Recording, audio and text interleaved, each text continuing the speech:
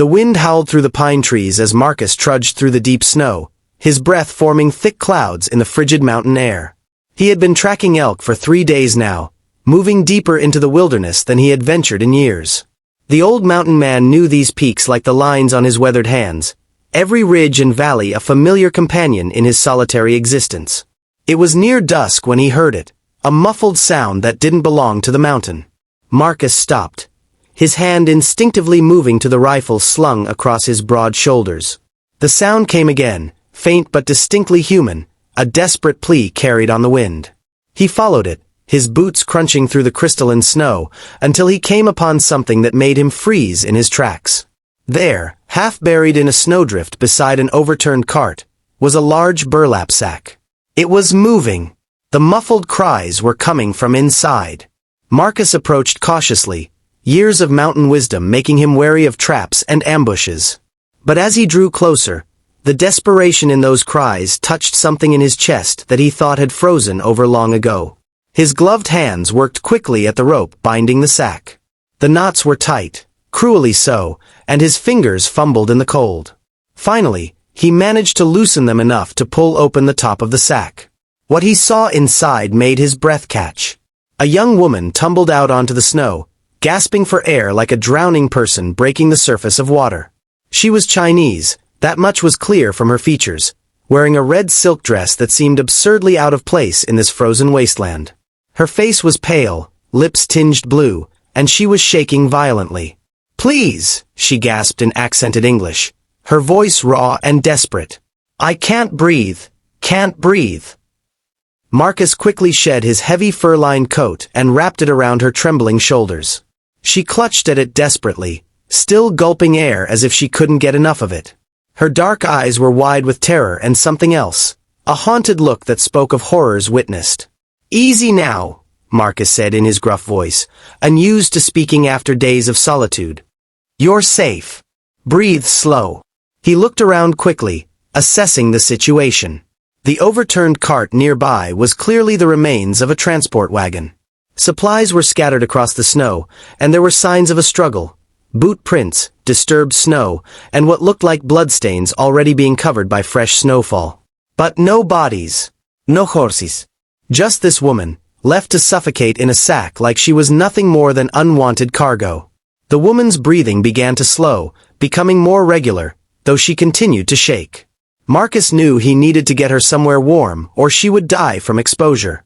His cabin was a hard 2-hour trek from here, but it was her only chance. "Can you walk?" he asked. She nodded, but when she tried to stand, her legs buckled beneath her. Marcus caught her before she fell. Without a word, he swept her up into his arms. She was lighter than he expected, and he realized with a grim understanding that she had probably been starved as well as suffocated. As he began the long trek back to his cabin, the woman spoke in broken whispers, her story tumbling out between chattering teeth. Her name was Mei Lin. She had come to America 3 months ago, promised work in San Francisco as a seamstress. But the promise had been a lie. Instead, she had been sold to a brothel, locked in a room with a dozen other women, forced to work until exhaustion claimed them. 2 weeks ago, she had managed to escape with another girl during a fire that broke out in the building. They had run into the night, stealing whatever warm clothing they could find. But the men who owned them had tracked them down. Her friend had been caught immediately. Mei Lin had watched from her hiding place as they beat her unconscious and dragged her away. Mei Lin had kept running, making it to the outskirts of town where she had begged a Chinese merchant for help. He had seemed kind at first, offering her a place to hide in his wagon as he traveled to a mining camp in the mountains. But she had fallen asleep during the journey, exhausted beyond measure. When she woke, she was in the sack, unable to breathe, unable to see, feeling the wagon jostling beneath her. She had heard voices then, the merchant arguing with someone else. Money exchanged hands. She realized with horror that he had sold her again, this time to someone running girls to the remote mining camps where desperate men would pay gold for female companionship. When she had started screaming and fighting inside the sack, making it difficult to transport her, they had simply thrown her off the wagon and left her to die. Marcus listened to her story in silence, his jaw clenched tight. He had seen much cruelty in his 53 years, Seen men kill each other over a gold claim, seen women and children frozen to death when supply wagons didn't make it through the passes.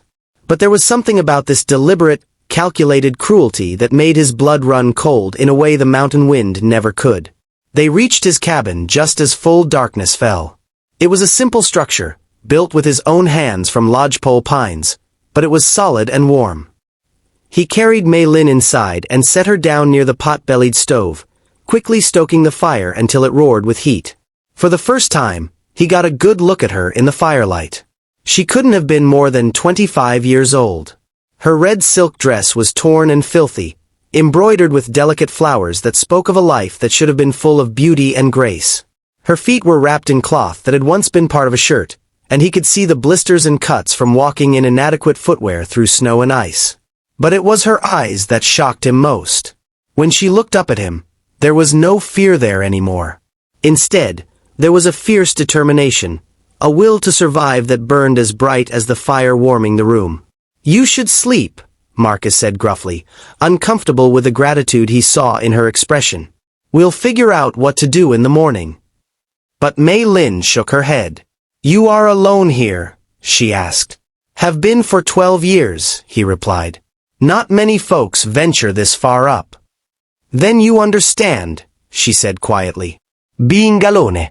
Being a castaway." Marcus was silent for a long moment. He did understand. He had come to these mountains after the war, after seeing enough death and destruction to last a lifetime. He had left behind a wife who couldn't understand the darkness that had followed him home, a town that looked at him with fear and pity. He had chosen this isolation, but isolation nonetheless. "It's different," he finally said. "I cose dis?" "And I choose to live," Mei Lin replied with surprising strength. "They tried to take that from me. They tried to make me disappear. But I am still here." Over the following days, Marcus learned more about Mei Lin's story. She had grown up in a village in Guangdong province, where her father had been a scholar and her mother a skilled embroiderer. They had been poor but respectable. When the opportunity came for her to travel to America and send money home to support her younger siblings, she had seen it as her duty, her way of honoring her family. The betrayal had been total and devastating. But what shocked Marcus most was her determination not to be defined by it. Despite everything she had endured, despite being beaten and starved and nearly murdered, she refused to see herself as a victim waiting to be saved. "I will not go back to any town," she told him on the third morning, as she helped him prepare breakfast with the limited supplies in his cabin. She moved carefully, still healing, but with growing strength. "Not to San Francisco, not to any mining camp. They will find me. They will never stop looking."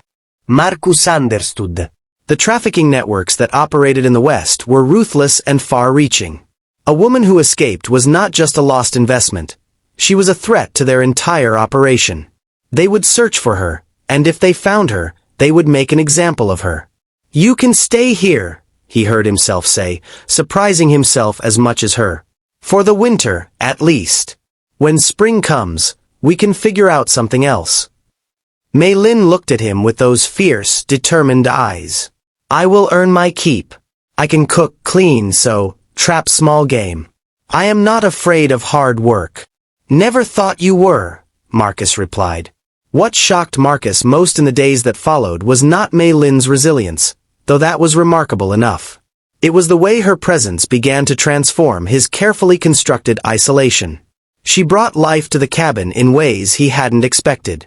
She organized his chaotic collection of supplies, mended his worn clothes with stitches so fine they were nearly invisible, and cooked meals that made him remember what real food tasted like after years of subsisting on jerky and beans. But more than that, she brought conversation. At first, Marcus resisted it, grunting responses to her questions, keeping his answers short. But gradually, like snow melting in spring sun, he began to thaw. They talked about their different worlds, her village in China with its rice paddies and ancient temples, his memories of a country farm in Virginia before the war tore everything apart. One evening, nearly 2 weeks after he had found her, Mei Lin asked him the question he had been avoiding. "Why did you save me?" Most would have walked away. "Not wanted the trouble." Marcus stared into the fire for a long time before answering. "I walked away once," he finally said. During the war, there was a farmhouse, burning. I could hear people inside, screaming. But my unit was moving forward, and I was tired, so tired of death and fire. So I walked past. Told myself it wasn't my fight, wasn't my problem. He paused, the memory still sharp after all these years. I found out later there were children in that house. A mother and 3 children. If I had stopped, if I had just tried, maybe I could have saved them. Mei Lin was quiet, then reached across the space between them and placed her small hand on his weathered one. You saved me, she said simply. That matters. It was in that moment that Marcus realized he was shocked not by what he had found in that sack in the snow, but by what finding her had revealed about himself. He had thought his capacity for connection, for caring, had died in the flames of war and in the cold isolation of these mountains. He had convinced himself that being alone was not just a choice but a necessity, that he was too damaged, too broken to be around other people. But Mei Lin's presence proved otherwise. In saving her, he had somehow begun to save himself. The darkness that had driven him to these mountains was still there, the memories of war and loss still haunted him, but they no longer consumed his entire existence. There was light now, warmth, the sound of another human voice that didn't demand anything from him but simply shared the space of being alive. As winter deepened and the snow piled higher around the cabin, they fell into a rhythm of survival and, surprisingly, something that felt almost like contentment. They worked together to keep the wood stocked, to maintain the traplines, to preserve what food they could. Marcus taught Mei Lin how to read the weather in the mountains, how to move silently through the forest, how to survive in a landscape that could kill the unprepared. And Mei Lin taught him something he had forgotten. How to be human again. How to laugh at small absurdities, how to find beauty in the simple act of sharing a meal, how to trust that connection with another person didn't have to end in loss and pain. The true shock, Marcus realized as he watched Mei Lin one evening, carefully stitching a torn blanket by firelight, wasn't that she had survived such cruelty. It was that despite everything, she had retained her humanity, her capacity for kindness and hope. And in doing so, she had reminded him that he could too. The mountain man who had run from the world had found, in the most unlikely of circumstances, a reason to rejoin it, not in the towns below, but right here, in a simple cabin, with another survivor who understood what it meant to be lost and then, against all odds, to be found.